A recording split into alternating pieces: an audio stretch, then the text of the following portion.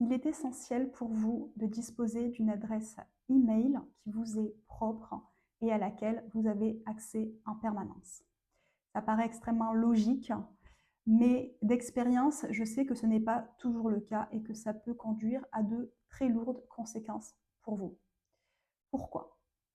Parfois, les personnes déclarent une adresse email à laquelle elles n'ont pas accès ou elles vont perdre le mot de passe, et cetera, et ça, évidemment, ça va être préjudiciable. Pourquoi? Parce que si vous déclarez une adresse email, alors l'administration va vous écrire à cette adresse.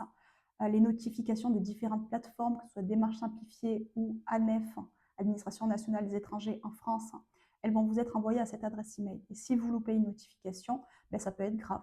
Si c'est une notification pour un complément de dossier et que vous n'y répondez pas, votre demande risque d'être rejetée. Si c'est une décision qui est négative, notamment une clôture, alors vous allez être privé finalement de la réactivité nécessaire, soit pour contester amiablement, soit pour contester devant le tribunal administratif. Et enfin, le cas en réalité qui est extrêmement fréquent, c'est qu'une personne va demander de l'aide à un tiers.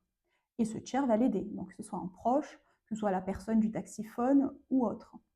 Sauf que cette procédure de demande de titre, elle peut être très longue, elle peut durer plusieurs mois, voire plusieurs années. Et si jamais vous perdez le contact avec cette personne, donc en proche peut-être, le taxiphone très certainement, alors cette personne ne va pas vous donner des nouvelles sur votre dossier. De votre côté, vous n'aurez pas accès finalement à votre dossier numérisé.